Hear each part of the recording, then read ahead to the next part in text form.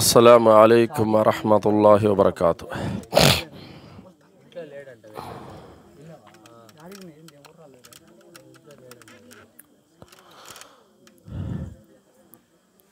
أعوذ بالله من الشيطان الرجيم. بسم الله الرحمن الرحيم. إن الذين قالوا ربنا الله ثم استقاموا تتنزل عليهم الملائكة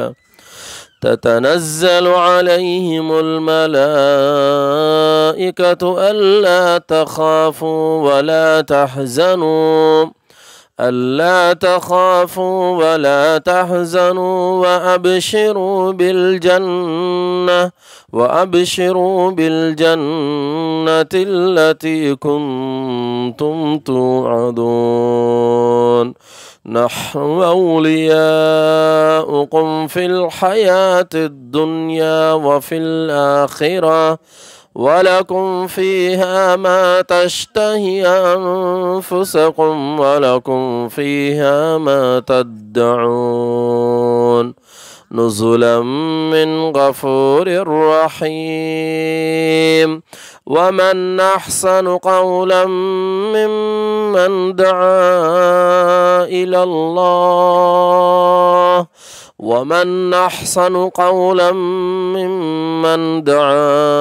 إلى الله وعمل صالحا وقال إنني من المسلمين. అనంత కరుణామయుడు, అపార కృపాశీలుడు, సర్వలోకాలకు సృష్టికర్త, భూమి ఆకాశాల నిర్మాత, పరమ పవిత్రుడు, పరిశుద్ధుడైనటువంటి అల్లాహ్ యొక్క నామముతో ప్రారంభం. సోదరులారా, సోదరిమణులారా, అల్లాహ్కు కోటాను కోట్ల స్తుతులు, కృతజ్ఞతలు. ఎందుకంటే సృష్టికర్త అయినటువంటి అల్లాహ్ గురించి, ఆయన గొప్పతనం గురించి, ఆయన పవిత్రత గురించి మాట్లాడుకునే, వినేటటువంటి సౌభాగ్యాన్ని అల్లాహ్ మనందరకు కలుగు చేసినందుకు. సోదరులారా, సోదరిమణులారా, ప్రతి వ్యక్తి కూడా ఇందాక చెప్పినట్లు ఏమంటారంటే, మీ దేవుడు ఎవరంటే అల్లాహ్ అనే అంటారు. అందరూ ఇదే చెప్తారు. మీలో ఉన్నటువంటి ప్రతి పిల్లాడిని అడిగినా అదే చెప్తారు, పెద్దవాళ్ళని అడిగినా అదే చెప్తారు, ఆడవారిని అడిగినా అదే చెబుతారు, మగవారిని అడిగినా అదే చెబుతారు. ఏమంటారు? మా దేవుడు అల్లా అని చెప్తారు. ఇది ఎలా ఉందంటే, మీరేమంటున్నారంటే మాకు సీఎం జగన్మోహన్ రెడ్డి అంటే ఇష్టము అంటున్నారు, ఓటు మాత్రం ఏమంటున్నారు? ఇది చెల్లుద్దా? అదే చేస్తున్నారు ఇప్పుడు ముస్లిములు. అల్లాహ్ అంటే మాకు ప్రేమ, అల్లాహ్ అంటే మాకు విశ్వాసము, అల్లాహ్ మా దేవుడు అంటున్నారు, కానీ ఆరాధన మాత్రం వేరే వాళ్ళకి చేస్తున్నారు. ఇదే ఇక్కడ జరుగుతుంది. సీఎం జగన్మోహన్ రెడ్డి అంటే ప్రేమే, ఇష్టమే, కానీ ఓటు మాత్రం వేయమంటున్నారు. అలాగే అల్లాహ్ మా దేవుడే, కానీ ఆరాధన మాత్రం మేము అల్లాహ్కు చేయము. ఎందుకు ఈ మాట చెబుతున్నానంటే, ఇప్పుడు ఊరంతా ఫీల్డ్ వర్క్ చేయడానికి వెళ్ళాం. ఎవరి గుమ్మానికి చూసినా ఎర్రగొడ్డలో టెంకాయ, పచ్చగొడ్డలో టెంకాయ, నిమ్మకాయలు, మిరపకాయలు, రాక్షసుడు బొమ్మ, పటాలు ఇవన్నీ తగిలించున్నారు. ఇక్కడ ఒక విషయం బాగా గుర్తుపెట్టుకోండి. మీకు అల్లాహ్ ఏమైనా చెప్పాడా? మీరు ఎర్రగుడ్డలో టెంకాయ మీ ఇంటికి కట్టుకుంటే కీడు పోతుందని అల్లాహ్ మీకేమైనా చెప్పున్నాడా? చదివారా ఎక్కడైనా మీరు ఖురాన్లో ఏమైనా? ఎర్రగుడ్డలో ఉన్న టెంకాయ కడితే, పచ్చగుడ్డలో ఉన్న టెంకాయ కడితే, నిమ్మకాయలు కడితే మీ ఇంటి కట్టుకుంటే నేను కీడును తొలగిస్తానని అల్లాహ్ ఎక్కడైనా ఖురాన్లో చెప్పున్నాడా? చెప్పినట్టు మీరు ఎక్కడైనా చదివారా? పోనీ ప్రవక్త సల్లల్లాహు అలైహి వసల్లం వారు ఎప్పుడైనా మీరు ఇవి కట్టండి ఇంటికి కీడు తొలగిపోతుందని ఆయన ఏమైనా చెప్పున్నారా? మరెందుకు కట్టారు? మీకు నిజంగా అల్లాహ్ అంటే ప్రేమ ఉంటే, నిజంగా అల్లాహ్ పట్ల భక్తి విశ్వాసాలు ఉంటే మీరు అల్లాహ్ను నమ్ముకోవాలి, కానీ వాటిని ఎందుకు నమ్ముతున్నారు? దీన్నే షిర్క్ అంటారు. అంటే మీరు అల్లాహ్ మా దేవుడని నమ్ముతూనే మళ్ళీ మీరు మూఢనమ్మకాల వస్తువుల మీద మీ నమ్మకం పెట్టున్నారు. అల్లాహ్ మా ప్రభువు అని విశ్వసిస్తూనే మీ విశ్వాసం అనేది ఇలాంటి వస్తువులపైన ఉంది. కావున మీరు మీ భక్తిని, మీ విశ్వాసాన్ని, మీ ప్రేమని, మీ ఆశని, మీ కోరికలని అన్నింటినీ అల్లా వైపునకు మరలించనంత వరకు మీరు విశ్వాసులు కాలేరు. మీకు జబ్బు చేసింది, ఎవరిని అడగాలి? అల్లాను అడగాలి. అల్లాను అడగాలి. అల్లా సుబ్హానహు తఆలా ప్రవక్త సల్లల్లాహు అలైహి వసల్లం వారు ఏ విధంగానైతే వైద్యం చేయించుకోమని చెప్పారో ఆ విధంగా వైద్యం చేయించుకోవాలి. ఏ విధంగా కోరికల కోసం అల్లాను అడగమన్నారో అలా మనం అడగాలి. కానీ మనకేదైనా సమస్య వచ్చినా, జబ్బు వచ్చినా, ఎలాంటి కష్టం వచ్చినా మనం ఏం చేస్తున్నాము? అల్లా వైపునకు మరలటం లేదు, అల్లాతో దువా చేయడం లేదు. వెంటనే బాబా గుర్తుకొస్తాడు, వెళ్ళిపోయి అతని కాడివి మంత్రించుకోవడమో, దిగదీయించుకోవడమో, తాయెత్తు గడించుకోవడమో, దారం గడించుకోవడమో, దర్గా చుట్టూ తిరిగి రావడమో ఏదో ఒకటి చేస్తున్నామే తప్ప మాకు మా ప్రభు అల్లా ఒకడున్నాడు, మా సృష్టికర్త ఒకడున్నాడు, ఆయన అడగాలి, ఆయనతో దువా చేయాలి అన్నటువంటి భావన, విశ్వాసం నేడు ముస్లిముల్లో లేదు. కావున మీరు ప్రతి ఒక్కరు కూడా మీలో అల్లాహ్ అంటే ప్రేమ అనేది మీ హృదయాల్లో ఉండుద్ది. కానీ దాన్ని ఎలా సరి చేసుకోవాలో మీకు అర్థం కావడం లేదు. చూడండి, ఇస్లాం ధర్మం అనేది 5 విషయాలపైన ఆధారపడి ఉంది. 5 పిల్లర్స్, 5 మూల స్తంభాలపైన ఇస్లాం ధర్మం అనేది ఆధారపడి ఉంది. 5 ఏమిటంటే షహాదా అంటే సాక్ష్యం పలకడం. ఏమని? అష్హదు అల్లా ఇలాహా ఇల్లల్లా వ అష్హదు అన్న ముహమ్మదన్ అబ్దుహు వ రసూలు. నేను సాక్ష్యం పలుకుతున్నాను అల్లాహ్ తప్ప మరొక ఆరాధ్య దైవం ఎవడూ లేడు, మరియు నేను సాక్ష్యం పలుకుతున్నాను ముహమ్మద్ సల్లల్లాహు అలైహి వసల్లం అల్లాహ్ యొక్క ప్రవక్త మరియు ఆయన దాసుడు అని సాక్ష్యం పలకడం. అకీముస్సలా 5 పూటల నమాజ్ చేయడం. సౌమ్ రమదాన్ మాసంలో రోజాలు పాటించడం. ఆతు జకా, మరియు మీరు ధనవంతులైతే కనుక 2.5% తీసి ధనాన్ని నిరుపేదలకు సంవత్సరానికి ఒకసారి నిలిచిపోయినటువంటి ధనంలో నుంచి 2.5% తీసి నిరుపేదలకు పంచడం. హజ్ బైతుల్లా, మక్కాలో మక్కాకి వెళ్ళి హజ్ యాత్ర చేసి రావడం. ఈ 5 విషయాల మీద ఇస్లాం ధర్మం ఆధారపడి ఉంది. అయితే మీలో నమాజ్ చేసేవాళ్ళు ఉంటారు, రంజాన్లో రోజాలు పాటించే వాళ్ళు ఉంటారు, దాన ధర్మాలు చేసేవాళ్ళు ఉంటారు, హజ్ చేసేవాళ్ళు కూడా ఉంటారు. ఈ 4 స్వీకరించబడాలంటే ఏం చేయాలి? మొదటిది పర్ఫెక్ట్గా ఉండాలి. అంటే అల్లా నువ్వు తప్ప మరొక ఆరాధ్య దైవం ఎవడూ లేడని ఏదైతే నువ్వు షహాదా పలికావో, సాక్ష్యం పలికావో, ఆ సాక్ష్యం పర్ఫెక్ట్గా ఉండాలి మీలో. అది లేకపోతే, ఆ సాక్ష్యం గనక కరెక్ట్గా లేకపోతే మీరు చేసిన నమాజులు వృధానే, మీరు పెట్టిన రోజాలు వృధానే, మీరు లక్షలు ఖర్చు పెట్టి మక్కాకి వెళ్ళి చేసి వచ్చిన హజ్జులు, ఉమ్రాలు కూడా వృధానే. కావున మీరు ఏదైతే కలిమా పలికారో, అల్లా నువ్వు తప్ప మరొక ఆరాధ్య దైవం ఎవడు లేడని చెప్పేసి మీరు కలిమా పలికారు, రోజు అదే కలిమా 5 పూట్ల మస్జిద్ నుండి అజాన్లో వినపడుతుంది. అష్హదు అల్లా ఇలాహా ఇల్లల్లా అష్హదు అన్న ముహమ్మద్ రసూలుల్లా అని సాక్ష్యం 5 పూట్ల మస్జిద్ నుండి వినపడుతుందా లేదా మీకు? మరి దాన్ని అర్థం చేసుకోవాలి. ఇప్పుడు లోపల మస్జిద్లో కూడా ఇమాం సాబు మెంబర్ పైన రాసి ఉన్నారు, ఆ పక్క గోడకు రాసి ఉన్నారు, ఈ పక్క గోడకు రాసి ఉన్నారు. ఏమని? లా ఇలాహా ఇల్లల్లా ముహమ్మద్ రసూలుల్లా, లా ఇలాహా ఇల్లల్లా ముహమ్మద్ రసూలుల్లా. మొత్తం గోడలంతా అదే రాసి ఉన్నారు. నిజంగా ఆ లా ఇలాహా ఇల్లల్లా ముహమ్మద్ రసూలుల్లానే గనక మీరు అర్థం చేసుకొని ఉంటే మీ ప్రాణాలు నిలువునా పోతున్నా కూడా మీరు షిర్కుకు పాల్పడరు. కానీ దాన్ని అర్థం చేసుకోలేదు. 5 పూటల మస్జిద్ నుండి అజాన్లో వినపడుతుంది సాక్ష్యం. ప్రతిరోజు మనం నమాజ్ చదివితే కాయిదాలో కూర్చుంటే సాక్ష్యం పలుకుతున్నాము, వుజూ చేసేటప్పుడు సాక్ష్యం పలుకుతున్నాము. మనిషి, ఒక ముస్లిం అనేవాడు నిద్ర లేచినప్పటి నుంచి పడక మీదకి చేరుకునేంత వరకు ఎన్నోసార్లు ఈ షహాదా కలిమా పలుకుతూనే ఉన్నాము. మరి ఆ షహాదా కలిమా అనేది భద్రంగా ఉండాలంటే, కల్తీ కాకుండా ఉండాలంటే మీరేం చేయాలి? మీ ప్రభువు ఒకే ఒక్కడు, వ ఇలాహుకుం ఇలాహుం వాహిద్ లా ఇలాహ ఇల్లాహు అర్రహ్మానుర్ రహీం. మీ అందరి ఆరాధ్య దైవం ఒకే ఒక్కడు, ఆ కరుణామయుడు తప్ప మరొక ఆరాధ్య దైవం ఎవడు లేడని అల్లాహ్ సుబ్హానహు తఆలా చెప్పాడు. కావున నువ్వు అల్లాహ్ను ఏ విధంగానైతే దైవం అని నమ్మావో, ఏ విధంగా అల్లాహ్నే నిజమైనటువంటి సృష్టికర్తని నమ్మావో, ఆ నమ్మిన తర్వాత నీ కోరికలుంటే ఆయనతోనే వేడుకోవాలి, నీ బాధలుంటే ఆయనతోనే చెప్పుకోవాలి, నీది ఏ సమస్య ఉన్నప్పటికీ కూడా ఆయన ఎదుట పెట్టి నువ్వు అడగాలే తప్ప దేవుడు నామమాత్రానికే అల్లాహ్ దేవుడు, మరి రోగాలు వస్తే దర్గా దగ్గరికి. ఇది నిజాయితీ కలిగిన విశ్వాసం అంటారా దీన్ని? ఇది నిజాయితీ కలిగిన విశ్వాసం అంటారా? అంటే ఇప్పుడు ఇద్దరు దేవుళ్ళు ఆడికి, అంటే ఇద్దరున్నారు ఆడికి, అంటే అల్లాహ్ దేవుడు ఓకే, ఇది నామమాత్రం చెప్పుకోవడానికే. ఇక అవసరాల కోసం, కోరికల కోసము ఏ కశ్మీర్ దర్గానో, ఏ అజ్మీర్ దర్గానో, లేకపోతే ఏ మౌలా తట్టో, లేకపోతే ఏ అమీన్ పీర్ దర్గానో, ఆడికేమైనాయి? ఇద్దరు దేవుళ్ళ, ముగ్గురు దేవుళ్ళ, నలుగురు దేవుళ్ళ? అల్లాహ్ ఒక్కడే దేవుడు, ఎవరు లేరు ఇంకా. ఆయన ఆరాధించడానికి మస్జిదులు ఉన్నాయి, దర్గాలు కాదు. దర్గాల దగ్గరికి వెళ్ళి కాదు ఆరాధించాల్సింది, మస్జిద్కి వెళ్ళి ఆరాధించాలి. స్త్రీలైతే ఇంట్లోనే నమాజ్ చేసుకోవాలి. కావున మీ షహాదా భంగం కాకుండా ఉండాలంటే, మీ కలిమా భంగం కాకుండా ఉండాలంటే మీరు జీవితాంతం, ఏ జీవితాంతం, ఈ శరీరం మట్టిలో కలిసిపోయేంత వరకు అల్లాహ్ను తప్ప ఇంకెవరిని ఆరాధించకూడదు. ఈ విధమైనటువంటి భక్తి విశ్వాసం అనేది మీలో రావాలి. మరి ఈరోజు మన ఇంటికి ఆ ఎర్రగుడ్డలో టెంకాయ, పచ్చగుడ్డలో టెంకాయ, నిమ్మకాయలు దేనికున్నాయనంటే ఎవరో వ్యాపారం చేసుకునే వాళ్ళు చేసుకుంటూనే ఉన్నారు, బతుకునే వాళ్ళు బతుకుంటూనే ఉన్నారు. మనల్ని మాత్రం అమాయకులను చేసి, వెర్రి గొర్రెలను చేసి వాళ్ళు బతికేస్తున్నారు. ఏమమ్మా, నేను అడుగుతున్నాను మిమ్మల్ని, ఆ టెంకాయ కట్టక ముందు మీరు అప్పుల్లో ఉన్నారా? టెంకాయ కట్టిన తర్వాత కోట్లు వచ్చి పడినాయా మీ ఇంట్లో ఏమన్నా? చెప్పండి సమాధానం. లేదు.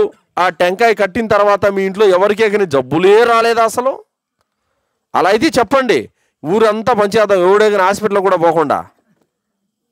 ఇవన్నీ కూడా ఏంటంటే పిచ్చి నమ్మకాలు అవన్నీ. అవి కట్టుకుంటే, ఇవి కట్టుకుంటే ఏదో జరిగిపోద్ది, ఏదో ఆగిపోద్ది. ఇవన్నీ కొంతమంది వ్యాపారం చేసుకోవడానికి, కదలకుండా తినడానికి, వాళ్ళు బతుక్కోవడానికి చేసే పనులే తప్ప వాస్తవానికి టెంకాయలు కట్టినంత మాత్రాన, నిమ్మకాయలు కట్టినంత మాత్రాన ఎవరు తలరాతలు మారవు. మిమ్మల్ని మీ తల్లుల గర్భాలలో పుట్టించిన వాడు అల్లాహ్ సుబ్హానహు తఆలా. ఆయన మీ జీవితంలో ఉన్నటువంటి ప్రతి మెతుకు కూడా మీకు రాసి పెట్టాడు. మీ జీవితంలో జరగాల్సినటువంటి ప్రతి మంచి, ప్రతి చెడు, ప్రతి దాన్ని కూడా ఆయన మీకు విధిరాత రాశాడు. వఖలక కుల్ల షయ్యన్ ఫఖద్దరహు తక్దీరా. ఆయన ప్రతి ప్రాణిని పుట్టించాడు, దానికి తగిన విధిరాతను కూడా రాసేశాడు. అయిపోయింది. అల్లాహ్ రాసిన విధిరాతను మార్చే శక్తి ఏ టెంకాయకు లేదు, ఏ నిమ్మకాయకు లేదు, ఏ దారానికి లేదు, ఏ తాయెత్తుకు లేదు, ఏ బాబాకు లేదు, ఏ ఔలియాకు లేదు, ఏ పీరుకు లేదు, ఎవ్వడికి లేదు. మారిస్తే గెరిస్తే అల్లానే మార్చాలా. కావున అర్థం చేసుకోండి ధర్మాన్ని. ఎందుకంటే రేపు కయామత్ రోజున అల్లాహ్ సుబ్హానహు తఆలా యొక్క సమక్షంలో మీ బాధలు వర్ణనాతీతం. ఎవరైతే ఈరోజు అల్లాహ్తో పాటు పలానా మస్తాన బాబా దేవుడని నమ్మాడో, ఎవడైతే అల్లాహ్తో పాటు పలానా మౌలాలి బాబా దేవుడని నమ్మాడో, ఎవరైతే అల్లాహ్తో పాటు పలానా అజ్మీర్ దర్గా, పలానా కశ్మూర్ దర్గా, పలానా అమీన్ పీర్ దర్గా, పలానా మౌలా తట్లో ఉన్నవాడు కూడా దేవుడే నమ్మాడు, వాళ్ళ పరిస్థితి రేపు కఠినాతి కఠినంగా కయామత్ రోజున అల్లాహ్ సుబ్హానహు తఆలా సమక్షంలో అతి భయంకరంగా శిక్షించబడతారు వాళ్ళందరూ కూడా. ఆ రోజు ఏ బాబా రాడు, ఏ దర్గా కూడా రాదు. అల్లాహ్ ఆగ్రహం అంటే మీకేదో ఆషామాష తమాషాగా ఉంది. ఈరోజు అల్లాహ్ సుబ్హానహు తఆలా ఖురాన్లో తెలియపరుస్తున్నాడు, యఖూలు యా లైతని ఖద్దమ్తు లిహయాతి. మానవుడు ఆ రోజున తనకు ఏదైతే సంభవిస్తుందో దాన్ని తలుచుకొని కుమిలిపోతాడు. ఆ రోజు అంటాడు మానవుడు, అల్లాహ్ నన్ను మట్టిలో కలిపేస్తే బాగుండని చెప్పేసి ఏడ్చుకుంటాడు. కావున రేపు కయామత్ రోజున, ప్రళయ దినం రోజున మీ పైన సంభవించబోయే విషయాల గురించి ఖురాన్లో ఉన్న మాటలు మీకు హెచ్చరిస్తున్నాం. భయపడండి, మారండి. మీ ప్రభు అల్లాహ్, ఈ దర్గాలతో మీకు పని లేదు. మీ దేవుడు అల్లాహ్, ఆ దారాల తాయెత్తులతో మీకు పని లేదు. మీ సృష్టికర్త, మీ నిజ స్వామి అల్లాహ్, ఈ టెంకాయల నిమ్మకాయలతో మీకు పని లేదు. మీ బతుకులు, మీ యొక్క విధిరాతను మార్చేవాడు, మీ విధిరాతను రాసినవాడు అల్లాహ్. ఈ దొంగ బాబాలతో, ఈ ముజావర్లతో మీకు పని లేదు. వాళ్ళు వ్యాపారం చేసుకుంటున్నారు, వాళ్ళ వ్యాపారంలో మీరెందుకు పడిపోతారు? కావున మనలందరినీ పుట్టించిన స్వామి అల్లాహ్ ఉండగా ఇంకొకడు వచ్చి నా జీవితాన్ని మారుస్తాడని నమ్మడం ఇదే షిర్క్. అంటే కయామత్ రోజున, తీర్పు దినం రోజున రేపు అల్లాహ్ సుబ్హానహు తఆలా సవాలు చేస్తాడు, మానవుడా నువ్వు ఆరాధించినటువంటి నీ ఆరాధ్య దైవం ఎక్కడున్నాడు ఒకసారి పిలువంటాడు. ఎవరిని పిలుస్తారు ఆ రోజు? ఎవరిని పిలుస్తారు? ఎవరున్నారు ఆడ రావడానికి, మీ మాట స్పందించి రావడానికి? సమాధిలో ఉన్న వాళ్ళని పిలుస్తున్నారు. వాడు చచ్చిపోయి మట్టిలో మట్టి అయిపోయి ఎముకలు కూడా మాసిపోయి ఉన్నాయి. ఆడు దేవుడైతే తన చావు నుండి కాపాడుకోలేడా? చెప్పండి ఒకసారి. దేవుడికి ఎక్కడన్నా చావు వచ్చుద్దా? దేవుడు చనిపోవడం ఏంటి? ఆ దేవుడికి మళ్ళీ మనము పెద్ద సమాధి కట్టడం ఏంటి? దాని మీద పచ్చగుడ్డ ఎర్రగుడ్డ కప్పి మనం ఏదో చేసేయడం ఏంటి? దేవుడు సమాధిలో ఉంటాడా? అస్తగఫిరుల్లా. దేవుడు చచ్చిపోయిన శవమా? ఇది తప్పుడు విశ్వాసం. ఇది నమ్మకూడదు. ఏమని నమ్మాలి? ఈ అండపిండ బ్రహ్మాండాన్ని సృష్టించినటువంటి ఏకైక సృష్టికర్త అద్వితీయ ప్రభువు ఎక్కడున్నాడు? 7 ఆకాశాల పైన ఉన్నాడు. 7 ఆకాశాల పైన ఉన్నాడు. ఆయన గనక ఒకవేళ ఈ భూమండలంలోకి రాదలుచుకుంటే ఈ భూమి ఆకాశాలు తట్టుకోలేవు ఆయన యొక్క శక్తిని. అంతటి ఘనాగనుండి మీరు చచ్చిపోయిన సమాధిలో ఉన్నాడని చెప్తారా మీరు? కావున సోదరులారా, ఆయన శక్తి సామర్థ్యాలను గుర్తించండి. అల్లాహ్ అంటే మహాశక్తివంతుడు, చావు పుట్టుకలు లేనివాడు, తిరుగులేనివాడు, ఆకలి దప్పులు లేనివాడు, కామకోరికలు లేనివాడు, నిదురాహారాలు లేనివాడు. ఆయన తప్ప మరొక ఆరాధ్య దైవం ఎవ్వడు లేడు. అసలు ఉన్నది ఒకే ఒక్క దేవుడు, ఆయనే అల్లా. ఆయనే సర్వమానవుల ప్రభువు, సర్వమానవుల చక్రవర్తి, సర్వమానవుల ఆరాధ్య దైవం.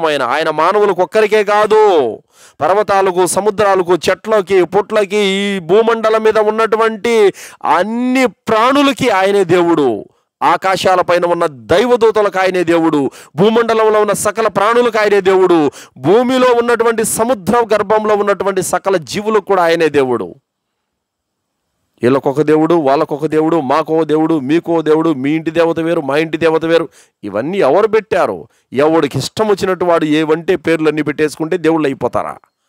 ఇప్పుడు ఈ గోడ ఉంది, దీనికి 4 బొట్లు పెట్టేసి 4 దండలు వేసి 4 టెంకాయలు కొట్టి 2 ఏటలు తీసుకొచ్చి నరికితే గోడ దేవుడు అయిపోద్దా? ఎవరిని నమ్మాలి? ఎవరిని నమ్ముతున్నాం? దేన్ని నమ్మాలి? దేన్ని నమ్ముతున్నాం? మన విశ్వాసం ఏంటి? ఎటు వెళ్తున్నాం మనం? అంటే ఊరు వాళ్ళంతా వచ్చి దీన్ని మొక్కినంత మాత్రం నా దేవుడైన అల్లాను వదిలిపెట్టేసి ఇప్పుడు దీన్ని దేవుడిగా నమ్మాలా నేను? సోదరులారా, సోదరిమణులారా, ఆలోచించండి. జీవితాన్ని ఇచ్చినవాడు అల్లా, మనల్ని పుట్టించినవాడు అల్లా, మనం పుట్టించుకున్నవి కాదు దేవుళ్ళు మనకి. సో కావున మీకు నమాజ్ చేయమని చెప్పే ముందరా, రోజాలు పాటించమని చెప్పే ముందరా, హజ్జు ఉమ్రా చేయమని చెప్పే ముందరా, జకాతు దాన ధర్మాలు సదకాలు చేయమని చెప్పే ముందరా తౌహీద్ చెప్పాలి, ఏకదైవారాధన చెప్పాలి. అందుకోసమే దైవ ప్రవక్త ముహమ్మద్ రసూలుల్లాహ్ సల్లల్లాహు అలైహి వసల్లం వారు 13 సంవత్సరాలు మక్కాలో నమాజ్ గురించి చెప్పలేదు, కేవలం తౌహీద్ ఏకదైవారాధన గురించే చెప్పారు ముహమ్మద్ సల్లల్లాహు అలైహి వసల్లం వారు. 360 విగ్రహాలను ఆరాధించే మక్కా ప్రజలను ఒకే ఒక్కడైనటువంటి అల్లాహ్ ఆరాధన వైపునకు పిలిచారు ముహమ్మద్ సల్లల్లాహు అలైహి వసల్లం వారు. కావున మీరు నమాజ్ చేస్తారు. ఈరోజు నేను చెప్తాను, నమాజ్ చేయమంటారు, నమాజ్ చేస్తారు. కానీ ఆ నమాజ్ అల్లాహ్ కుబుల్ చేయాలంటే ఏం చేయాలి? ఏకదైవారాధన ఉండాలి, మనలో తౌహీద్ ఉండాలి. ఇక్కడ నమాజ్ చేస్తేవి, మళ్ళీ పేర్ల పండుగ వచ్చి అక్కడ పోయి సజ్దా చేస్తేవి. ఇక్కడ నమాజ్ చేస్తేవి, బిడ్డకు ఆరోగ్యం వల్ల అయితే దీపం ముట్టించేసి అక్కడ తిరిగి వస్తేవి. ఇది కుబుల్ కాదు. నువ్వు రోజుకి 5 కాదు 500 నమాజులు చేసినా కూడా అల్లా తీసుకోడు దాన్ని. కావున అల్లా తాలా ఏమంటున్నాడు? అల్లదీన ఆమను వలం యల్బిసు ఈమానహుం బిదుల్మి ఉలాయిక లహుముల్ అమ్ను వహుం ముహ్తదూన్. వారు విశ్వసించిన తరువాత తమ విశ్వాసాన్ని సురక్షితంగా కాపాడుకుంటారు. వారు తమ విశ్వాసంలో ఎలాంటి షిర్క్ అనే మాలిన్యాన్ని అంటగట్టరు. అమ్ను, అమన్, అమన్ అంటే ఏంటి? శాంతి. అమన్ అంటే శాంతి, ప్రశాంతత ఎవరికి ఉంది? అలాంటి వారికే ఉంది. సాఫల్యం పొందిన వారు వాళ్ళే అని అల్లాహ్ సుబ్హానహు వ తఆలా అంటున్నాడు. కావున సోదరులారా, సోదరిమణులారా, అల్లాహ్తో పాటు మరొక ఆరాధ్య దేవుడు లేనప్పుడు అన్ని రకాల ఆరాధనలు, అన్ని రకాల నమ్మకాలు, అన్ని రకాల విశ్వాసాలు అల్లాహ్ పైన ఉండాలి. కానీ మనం వేరే వాళ్ళ వైపునకు మన విశ్వాసాలు ఎందుకు వెళుతున్నాయి? వేరే వాళ్ళ వైపునకు మన నమ్మకాలు ఎందుకు వెళ్తున్నాయి? ఇది తప్పు. ఎందుకు ఈ మాట నేను చెబుతున్నానంటే, ఈరోజు ముస్లిములు దుర్మార్గులైన రాజుల, దుర్మార్గులైన నాయకుల, దుర్మార్గులైనటువంటి అధికారుల పాదాల కింద తొక్కబడుతున్నారు. అల్లా మద్దతు లేదు. అల్లా మద్దతు ముస్లిములకు ఎందుకు లేదో తెలుసా? అల్లాని విడిచిపెట్టేశారు. ఖురాన్లో అల్లా చెప్పినట్టు ముస్లిములు జీవితం గడపడం లేదు. హలాల్ లేదు, హరాం లేదు. ఏమంటున్నారు? ఎక్కడికైనా బయాన్ చేయడానికి పోతే, హజరత్ మీరు ఈ ఊర్లో దేని గురించైనా చెప్పండి, వడ్డీ గురించి మాత్రం చెప్పకాకండి, ఈడంతా వడ్డీ వ్యాపారులే అని అంటారు. అంటే మీకు నచ్చింది చెప్పాలా? అల్లాహ్ సుబ్హానహు వ తఆలా లా తఅకులు రిబా, ఇబ్బుడు మొబ్బుడిగా పెరిగే వడ్డీని తినకండి, మానండి, ఇది మీకు హరాము అని అల్లాహ్ చెప్తా ఉంటే అల్లాహ్ హరాం చేసిన మాటను మీకు చెప్పకూడదా? ఇలా ఉంది నేటి ముస్లిం సమాజం. మరొక ఆయన అంటాడు, హజరత్ మీరు ఈ ఊర్లో బీడీలు, సిగరెట్లు, ఈ మందు, బ్రాందీ ఇవన్నీ హరాం అని చెప్తున్నారు. మా మజీద్ ముతవల్లి ఆయన బ్రాందీ షాప్ పెట్టుకున్నాడు, ఆయన రేపటి నుంచి మళ్ళీ మిమ్మల్ని జుమ్మాకు కూడా రానియడని చెప్పి అన్నారు. అంటే ఆయన జుమ్మాకు రానివ్వడని చెప్పేసి సారాయి హలాలని నేను చెప్పాలా? సో కావున ఇప్పుడు మీకు కూడా చెప్తున్న మాట ఏమిటంటే, మీరేమైనా అనుకోండి, ఎలాంటి ఇబ్బంది లేదు, మీరు మాత్రము ఒక్క అల్లాహ్ను తప్ప ఇంకెవరిని మొక్కినా కూడా అది మీరైనా నేనైనా ఎవరైనా రేపు నరకమే గ్యారంటీ. నేను నమ్ముకున్న ఈ బాబా, నేను నమ్ముకున్న ఈ దారాలు, తాయతులు రేపు అల్లాహ్ శిక్ష నుండి నన్ను కాపాడలేవు. ఏకైకుడైనటువంటి సజీవుడు, నిత్యుడు, చావు పుట్టుకలు లేనటువంటి పరమ పవిత్రుడైనటువంటి అల్లాహ్ను నువ్వు ఆరాధించవలసిన విధంగా ఆరాధిస్తేనే నీకు రక్షణ ఉంది. రేపు పరలోకంలో నువ్వు నరకం నుండి రక్షించబడతావు, స్వర్గానికి వెళతావు. అలా కాదని చెప్పేసి జ్వరం వచ్చినప్పుడు వెళ్ళి అక్కడ అవి కట్టించుకొని, రోగాలు వచ్చినప్పుడు ఇంకొక దగ్గరికి వెళ్ళిపోయి, సమస్యలు వచ్చినప్పుడు ఇంకొక దగ్గరికి వెళ్ళిపోయి, బాధలు వచ్చినప్పుడు గుట్టల చుట్టూ, పుట్టల చుట్టూ, సేవల చుట్టూ తిరుగుతూ ఉన్నాం అనుకో, ఈ విశ్వాసాన్ని అల్లాహ్ తీసుకొని కూడా తీసుకోడు. అలాంటిది అక్కడ కూడా లేదు ఆయనకి. ఇప్పుడు అల్లాహ్ సుబ్హానహు వ తఆలా మనకేం ఆదేశిస్తున్నాడు? బక్రీద్ వస్తే కుర్బానీ ఇమ్మని అల్లాహ్ ఆదేశించాడు. ఇది ఎక్కడుంది? ఖురాన్ హదీసులలో ఉంది. రంజాన్ వస్తే రోజాలు పాటించమని అల్లాహ్ చెప్తున్నాడు. ఇది ఎక్కడుంది? ఖురాన్ హదీసులలో ఉంది. అలాగే జిల్హిజ్జా మాసం వచ్చి ఏం చేయాలి? హజ్జు చేయమని అల్లాహ్ చెప్తున్నాడు. ఇది ఎక్కడుంది? ఖురాన్ హదీసుల్లో ఉంది. అలాగే నమాజ్ తర్వాత జిక్ర్ చేయమంటున్నాడు, 5 పూట్ల నమాజ్ చేయమంటున్నాడు. ఇవన్నీ ఎక్కడున్నాయి? ఖురాన్ హదీసుల్లో ఉన్నాయి. ఒకవేళ దర్గాలకు పొమ్మని అల్లాహ్ గనక చెబుతూ ఉంటే మరి ఖురాన్లో ఉండాలి కదా, మరి ఎక్కడ కనిపించదే? హదీసులలో ఉండాలి కదా, మరి ఎక్కడ కనిపించదే? దైవప్రవక్త ముహమ్మద్ సల్లల్లాహు అలైహి వసల్లం వారు తన జీవిత కాలంలో పుట్టినప్పటి నుంచి ఆయన మరణించేంతవరకు ఏ సమాధి దగ్గరవి కూడా ఎప్పుడు చేతులెత్తి దండం పెట్టింది లేదు, చేతులెత్తి దువా చేసింది లేదు. ఎప్పుడే కానీ ఆయన ఏమని సమాధుల్లో ఉన్న వాళ్ళని దేవుళ్ళు అని ఎప్పుడు ఆయన భావించలేదు.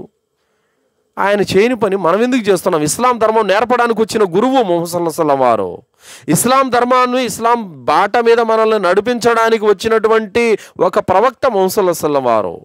ఒకవేళ అలాంటిది ఏదైనా ఉంటే ఆయన మనకు చెప్తారు కదా, అరే మీ కీడు కోసం ఇంటికి టెంకాయలు కట్టుకోండి అని ముహమ్మద్ సల్లల్లాహు అలైహి వసల్లం చెప్తారు కదా, పిల్లలకు ఆరోగ్యాలు బాగానేప్పుడు తాయితులు కట్టుకోండి అని ముహమ్మద్ సల్లల్లాహు అలైహి వసల్లం వారు చెప్తారు కదా. మరి ఆయన వారించారు. ఏం వారించారు? మన్ అల్లక తమీమతన్ ఫకద్ అష్రక్, ఎవరైతే తాయితు ధరిస్తారో వారు షిర్కుకు పాల్పడినట్లే, బహుదైవారాధనకు పాల్పడినట్లే, పాపానికి పాల్పడినట్లే. ఎందుకు? అల్లాహ్ ఏం చేయలేడు, అల్లాహ్ వల్ల ఏం కాదు, ఆ బాబా ఇచ్చింది, ఆ స్వామి ఇచ్చింది తాయెత్తు మమ్మల్ని రక్షిస్తుంది. అంటే నువ్వు అల్లాహ్ను ఎంత తక్కువ చేసి చూస్తున్నావు? అల్లాహ్ను నీ దృష్టిలో ఎంత తక్కువ చేసి చూస్తున్నావు? అంటే అల్లాహ్ కంటే వీడిచ్చిన తాయెత్తు పవరు, అంటే అల్లాహ్ పవర్ ఏం లేదు. ఇదేనా నీ విశ్వాసము? సోదరులారా, సోదరిమణులారా, అల్లాహ్కు మించిన శక్తి ఎక్కడా లేదు, అల్లాహ్కు మించిన పవర్ ఇంకెక్కడా లేదు. కావున మీ యొక్క పరిపూర్ణమైన విశ్వాసం అంతా అల్లాహ్పై పెట్టండి, అల్లాహ్పై ఉంచండి. మీ ఇంటిలో ఈ దారాలు, తాయెత్తులు, ఈ టెంకాయలు అని తెంచి అవతల పడేసి మీరు అల్హమ్దులిల్లాహ్ మీరు ఖురాన్ చదవండి. తెలుగులో కూడా ఖురాన్ ఈరోజు మీకు దొరుకుద్ది, ఖురాన్ చదవండి. యూట్యూబ్లో కూడా మీకు ఖురాన్ వచ్చుద్ది, ఖురాన్ పెట్టుకొని వినండి. ఏ భాషలో కాబట్టి ఆ భాషలో ఖురాన్ ఈరోజు మనకు యూట్యూబ్లో ఉంది, మనకు క్యాసెట్ల రూపంలో దొరుకుతుంది, మనకి ఏ విధంగా కాబట్టి అలా దొరుకుతుంది కదా. మరి వాటి వైపునకు మరలకుండా మనము ఇంట్లో దర్గా ఫోటో పెట్టుకోవడము, ఇంట్లో ఖురాన్ ఆయితులు పెట్టుకొని అవి ఆంటి మీద నమ్మకం పెట్టుకోవడం, వాటికి దండాలు పెట్టడము, వాటికి కడ్డీలు వెలిగించడం, వాటికి పూలు పెట్టడము, ఇది కాదు ఇస్లాం ధర్మం. కావున మీరు రేపు చనిపోయిన తర్వాత అల్లాహ్ సుబ్హానహు వ తఆలా దగ్గర మీకు స్వర్గం కావాలంటే, మీకు శాశ్వతమైనటువంటి చావు లేనటువంటి జీవితం మీకు కావాలంటే, మీరు నరకం నుండి రక్షించబడాలంటే మీరు జీవితాంతం అల్లాహ్ని ఆరాధించాలి. అల్లాహ్తో పాటు మరొకటి దేవుడు ఉన్నాడనే మాట మీకు రాకూడదు. ఇంకా ఏ కష్టం వచ్చినా, ఏ బాధ వచ్చినా అల్లాహ్ వైపునకే మరలాలే తప్ప ఇక్కడ ఇలాంటివి వాటి జోలికి, మూఢనమ్మకాల జోలికి వెళ్ళకూడదు. ఈ విధంగా మీ విశ్వాసాన్ని మీరు రక్షించుకోవాలి. తర్వాత దైవ ప్రవక్త ముహమ్మద్ రసూలుల్లాహ్ సల్లల్లాహు అలైహి వసల్లం వారు మక్కాలో పుట్టారు.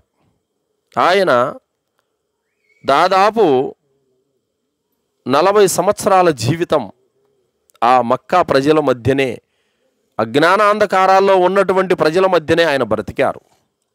360 విగ్రహాలను ఆరాధించే ప్రజల మధ్యనే ఆయన బ్రతికారు. హలాల్ అంటే ఏంటో, హరాం అంటే ఏంటో తేడా తెలియని అజ్ఞానుల మధ్యనే ఆయన బ్రతికారు. ప్రవక్త సల్లల్లాహు అలైహి వసల్లం వారు ఆ ప్రజలలో నుంచి వచ్చినటువంటి వ్యక్తే. 40 సంవత్సరాల వయస్సు ఉండగా ఆయన మక్కాకు 3 మైళ్ళ దూరంలో జబలుర్ రహ్మాన్ అన్నటువంటి ఒక పర్వతం ఉంది, హీరా కొండ గుహ. ఆ హీరా కొండ గుహలో ఆయన ధ్యానంలో ఉండగా అల్లాహ్ సుబ్హానహు తఆలా ఆయన వద్దకి 600 రెక్కలు కలిగినటువంటి అతి బలశాలి అయినటువంటి దైవదూత జిబ్రీల్ని ముహమ్మద్ సల్లల్లాహు అలైహి వసల్లం దగ్గరికి పంపించారు.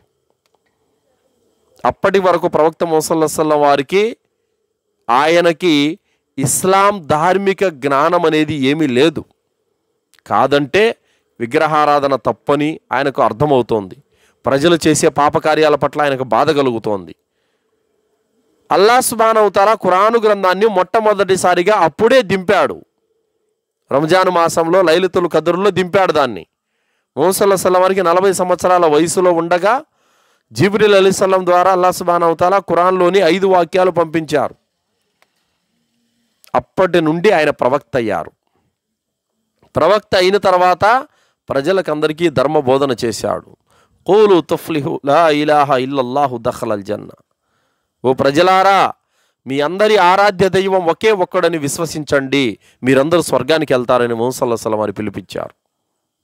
అలాగే దాదాపు 360 విగ్రహాలను ఆరాధించి ప్రజలందరినీ కూడా మీరు చేస్తున్నటువంటి ఆరాధన తప్పు, ఆ విగ్రహారాధన వదిలిపెట్టండి, అల్లాహ్ వైపునకు మరలండి. ఆ 360 విగ్రహాలు మీ చేతులతో మీరు తయారు చేసుకున్న బొమ్మలు తప్ప మరేమీ కాదు. అవి మీకు దైవాలు కాదు. మీ ప్రభువు, మీ స్వామి, మీ సృష్టికర్త అల్లాహ్ ఒక్కడే. ఆయన్నే మీరు ఆరాధించండి. నేను అల్లాహ్ తరపు నుండి వచ్చినటువంటి ప్రవక్తను, నా పైన ఖురాను గ్రంథం అవతరించింది, నన్ను మీరు విశ్వసించండి అని ప్రవక్త ముహమ్మద్ సల్లల్లాహు అలైహి వసల్లం వారు ఆ మక్కా ప్రజలందరికీ కూడా పిలుపునిచ్చారు.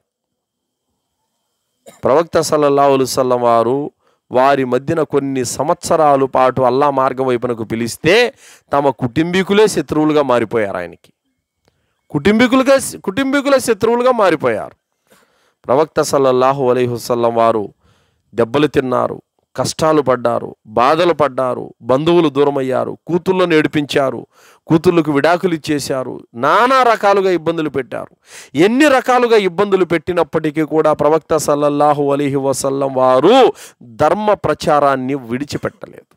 ఎందుకంటే ఖురాను గ్రంథాన్ని అల్లాహ్ సుబ్హానహు వ తఆలా అవతరింపజేశాడు. వలకద్ యస్సర్నల్ ఖురాన లిజ్జిక్రి ఫహల్ మిన్ ముద్దకిర్. ఈ ఖురాను గ్రంథాన్ని మేము అవతరింపజేశాము, దీన్ని సులభతరం చేశాము, మీరు చదవండి అని అల్లాహ్ చెప్పాడు. కాబట్టి మనందరిపైన ఖురాను గ్రంథం పట్ల మనకు 4 హక్కులు ఉన్నాయి.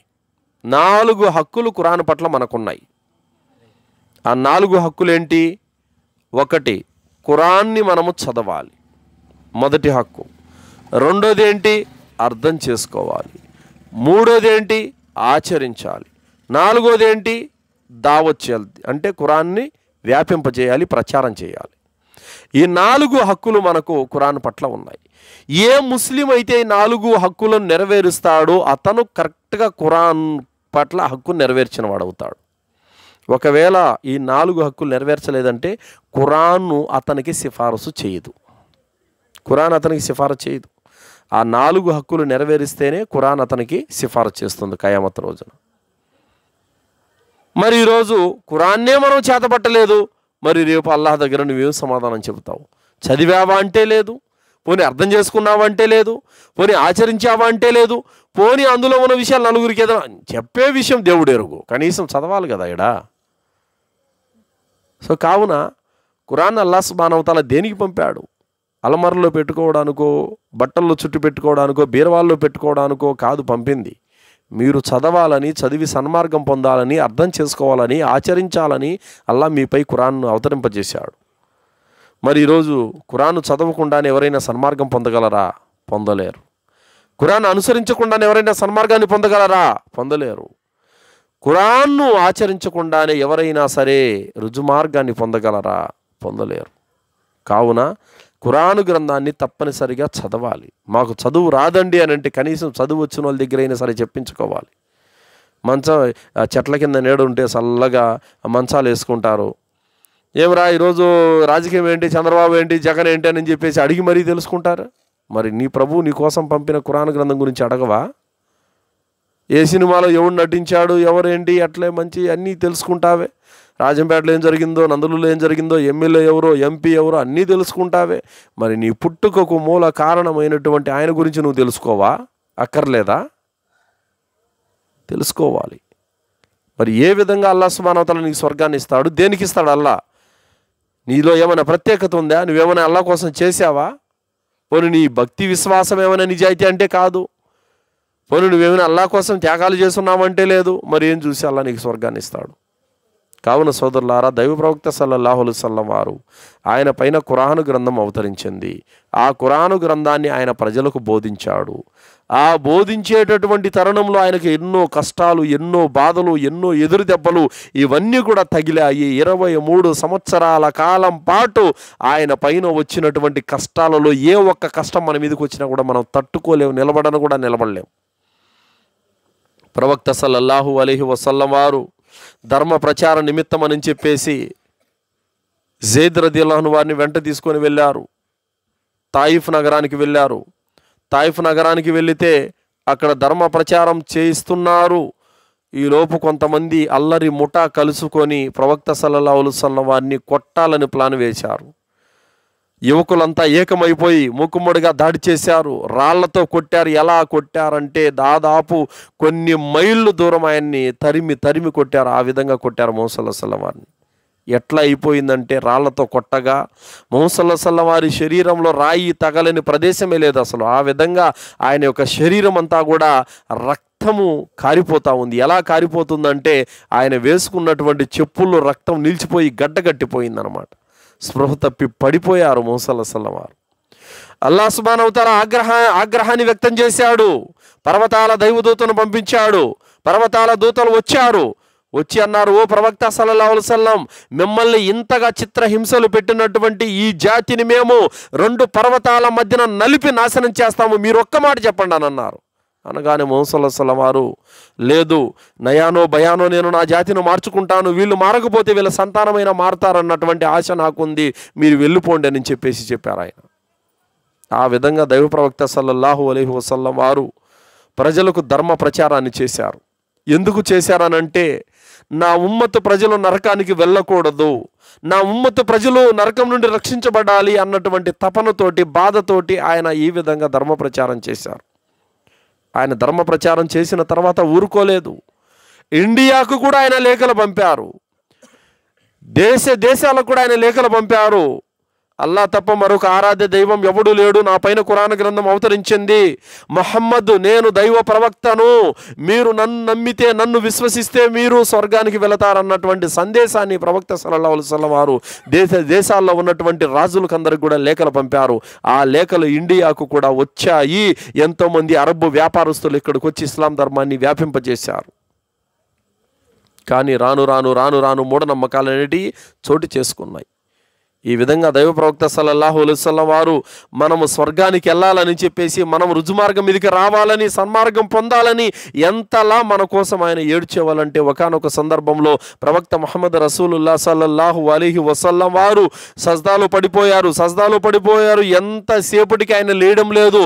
అమ్మ ఆయిషా రదియల్లాహు అన్హా వారికి డౌట్ వచ్చింది, ఈ కొంపదీసి ఏమైనా ప్రాణం పోయిందా ఎట్లా అని చెప్పేసి భుజం పట్టుకొని లేపితే ఆయన అప్పుడు పైకి లేచారు. గడ్డమంతా తడిచిపోయింది, నేలంతా కన్నీళ్లతో తడిచిపోయింది ఆయనకి. ఆయన ఏడుస్తున్నారు. దేనికి ఏడుస్తున్నారంటే, అల్లా నా ఉమ్మతును నరకం నుండి రక్షించండి, అల్లా నా ఉమ్మతుని నరకం నుండి రక్షించండి అని ఏడుస్తున్నారు ఆయన. అల్లాహ్ సుబ్హానహు వ తఆలా జిబ్రీల్ అలైహిస్సలాం వారిని పంపించారు. జిబ్రీల్ వచ్చారు. అల్లా అన్నాడు, జిబ్రీల్ ముహమ్మద్ ఎందుకు ఏడుస్తున్నాడో కనుక్కోరా. ఎందుకు ఏడుస్తున్నాడో అల్లాహకు బాగా తెలుసు. హృదయాలలో ఉన్న గుట్టును సైతం ఎరిగినవాడు అల్లాహ్ సుబ్హానహు వ తఆలా. కాదంటే ఈ సత్యాన్ని లోకవాసులకు చెప్పడానికి అల్లా ఇలా చేస్తాడు. మరి జిబ్రీల్ అలైహిస్సలాం పంపించాడు, జిబ్రీల్ ముహమ్మద్ ఎందుకు ఏడుస్తున్నాడో కనుక్కోండి.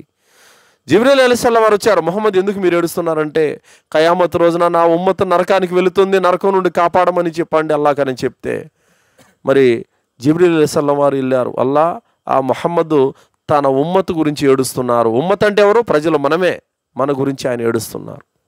అప్పుడు అల్లాహ్ సుబ్హానహు వ తఆలా అన్నాడు, కయామత్ రోజున ముహమ్మద్ సల్లల్లాహు అలైహి వసల్లం వారు ఉమ్మత్తును రక్షిస్తానని చెప్పు, మీరందరూ సాక్షిగా ఉండండి అని చెప్పాడు అల్లాహ్ తాలా. ఈ విధంగా ప్రవక్త సల్లల్లాహు అలైహి వసల్లం వారు మనము రుజుమార్గం పైకి రావాలని, షిర్కును వదిలిపెట్టి ఏకైకుడైన అల్లాహ్ ధర్మం వైపునకు రావాలని పరితపించిపోయినటువంటి వ్యక్తి ముహమ్మద్ సల్లల్లాహు అలైహి వసల్లం.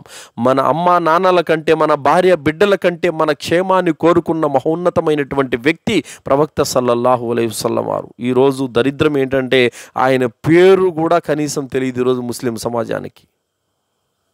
అవును, కనీసం ఆయన పేరు కూడా పలకటం రాని వాళ్ళు కూడా ఉన్నారు ఈరోజు. అసలు ఆయన పేరు వెనకాల సల్లల్లాహు అలైహి వసల్లం అనే మాట కూడా పరిచయం లేనటువంటి ముస్లింలు ఉన్నారు ఈరోజు. మళ్ళీ చెప్పుకుంటారు, మేము షేకులము, మేము పఠాన్లము, మేము సైదులము, మా వంశం గొప్పది, వాళ్ళ ఇంట్లో మేము పిల్లనేమో, మా వంశం గొప్పది, వాళ్ళ ఇంటి గడప కూడా మేము దొక్కము, వాళ్ళు తక్కువోళ్ళు, వాళ్ళు నూరు భాషాలు, వాళ్ళు దూదేకలోళ్ళు, ఇవన్నీ మళ్ళీ కనీసం మోసల్లా సల్లం వారి పేరు వెనకల ఉన్న సల్లల్లాహు అలైహి వసల్లం అనే చిన్న దువా చదవడానికి కూడా రాదు. మళ్ళీ నీళ్ళు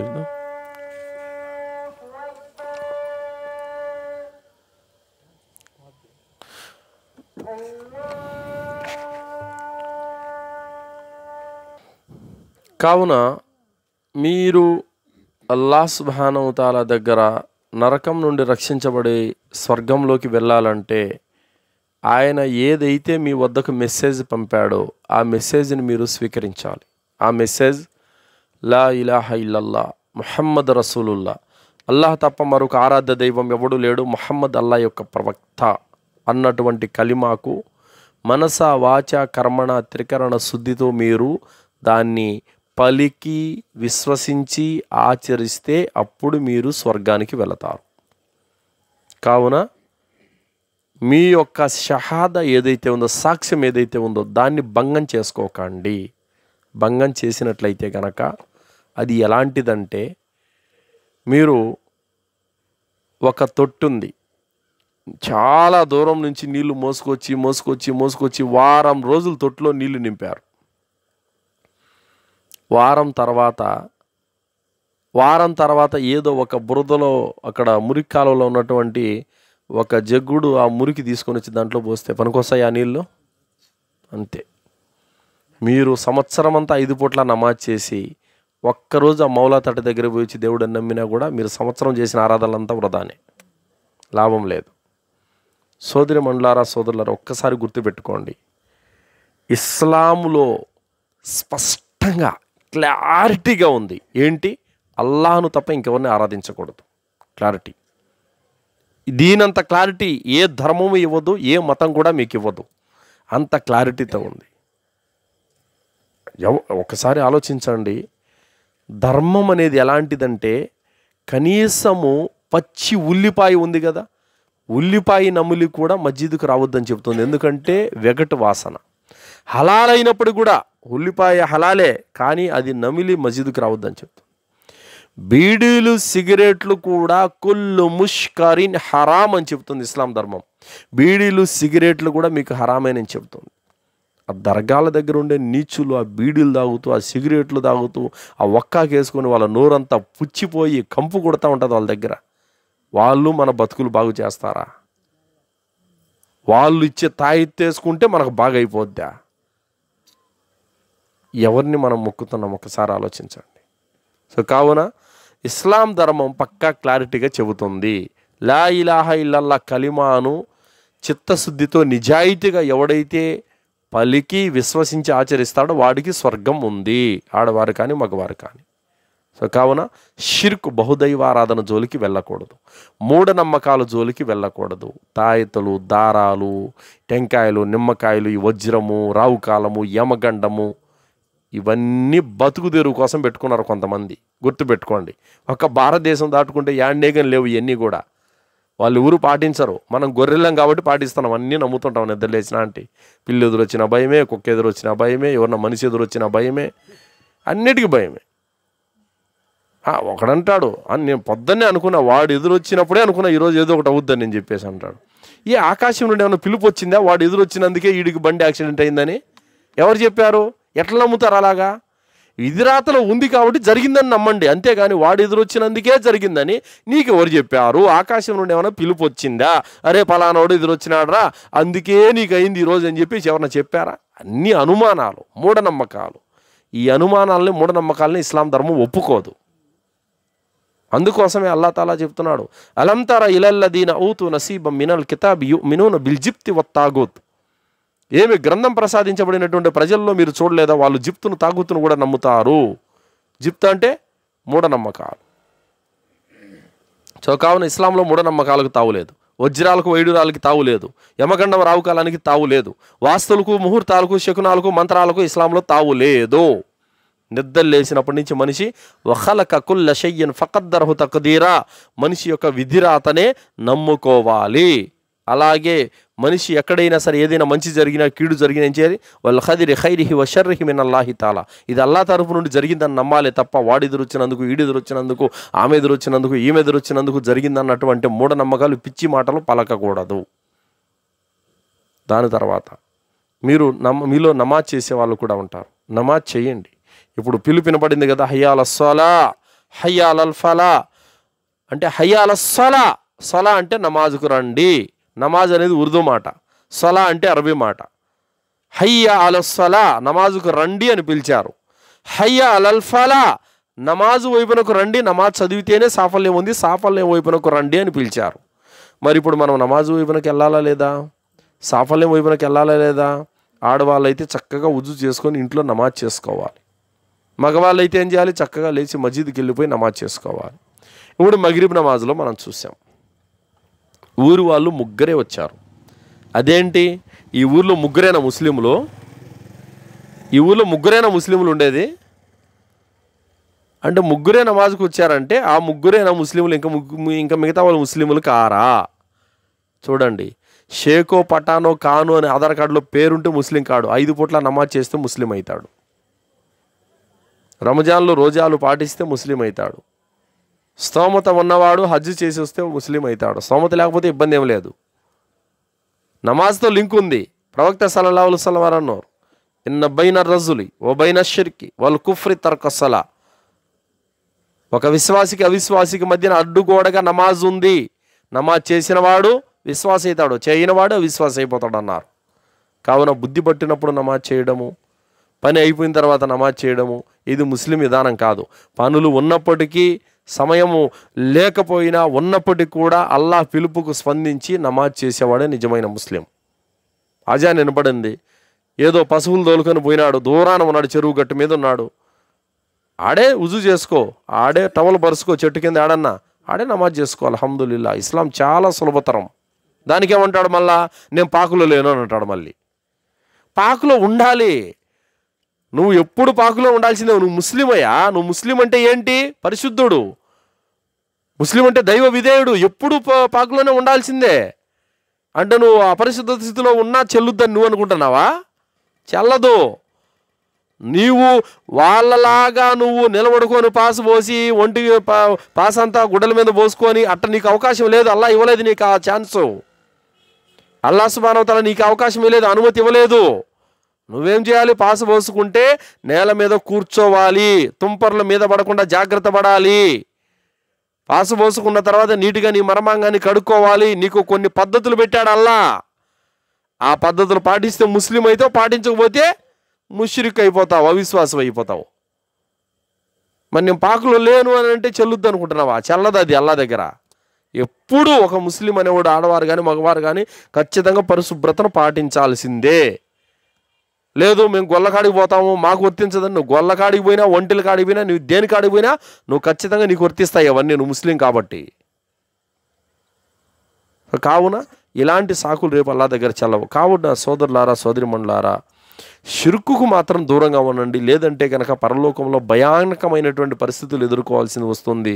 రేపు ఎవరైతే యకూలుల్ కాఫిరు యా లైతని కుంతు తురాబా, అల్లా తాలా దగ్గర రేపు అంటారు, అవిశ్వాసులు వేడుకుంటారు, అల్లా మమ్మల్ని మట్టిలో కలిపే ప్రభు, మేము మట్టిలో కలిసిపోయినా బాగుండేదని చెప్పేసి ఏడ్చుకుంటారు రేపు. ఆ స్థితి మీకు రాకూడదనంటే అల్లా ఆగ్రహం నుండి తప్పించుకోండి. అల్లా ఆగ్రహం నుండి మీరు బయటపడండి. అల్లా ఆగ్రహం నుండి బయటపడాలంటే ఆయన దేన్నైనా క్షమిస్తాడే కానీ షిర్కును మాత్రం ఆయన క్షమించడు, సుతరాము క్షమించడు ఆయన. ఇన్నల్లాహ లా యగ్ఫిరు అన్ యుష్రక బిహి వ యగ్ఫిరు మా దూన జాలిక లిమన్ యషా. నా దృష్టిలో క్షమాపణ లేని నేరం షిర్క్, బహుదైవారాధన. నాతో పాటు మరొక దేవుడు ఉన్నాడని చెప్పాడో వాడు నరకానికి పోతాడని అల్లా అంటాడు. కావున ఆయనతో పాటు మరొక దేవుడు ఉన్నాడనే మాట నమ్మకూడదు. ఆయన కాకుండా వేరే వాళ్ళు బాగు చేస్తారనే నమ్మకం కూడా ఉండకూడదు. ఆయన కాకుండా వేరే వాళ్ళు జబ్బులు తగ్గిస్తారనే నమ్మకం కూడా ఉండకూడదు. ఆయన కాకుండా వేరే వాళ్ళు సంతానాన్ని ఇస్తారనే నమ్మకం కూడా మనకు ఉండకూడదు. ఆయన కాకుండా వేరే వాళ్ళు వర్షాన్ని కురిపిస్తారనే నమ్మకం కూడా మనకు ఉండకూడదు. ఏం చేసినా అల్లా తరపు నుండి వస్తుంది, ఏం జరిగినా అల్లా తరపు నుండి వస్తుందనే నమ్మకమే మనలో ఉండాలి. ఇది పర్ఫెక్ట్ ఈమాన్. కావున షిర్కుకు దూరంగా ఉండండి. ఒక్కడైనటువంటి అల్లా ధర్మం వైపునకు రండి సోదరులారా. అల్లాతో నేను దువా చేస్తూ ముగిస్తున్నాను.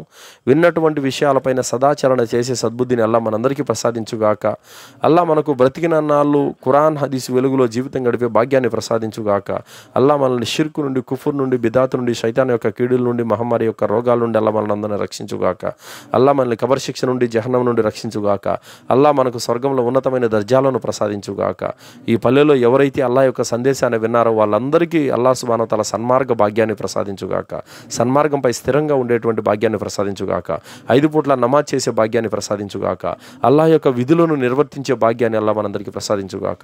ఆమీన్. వాఖిరు దావనా అల్హమ్దులిల్లాహి రబ్బిల్ ఆలమీన్. అస్సలాము అలైకుం వరహ్మతుల్లాహి వబరకాతుహు.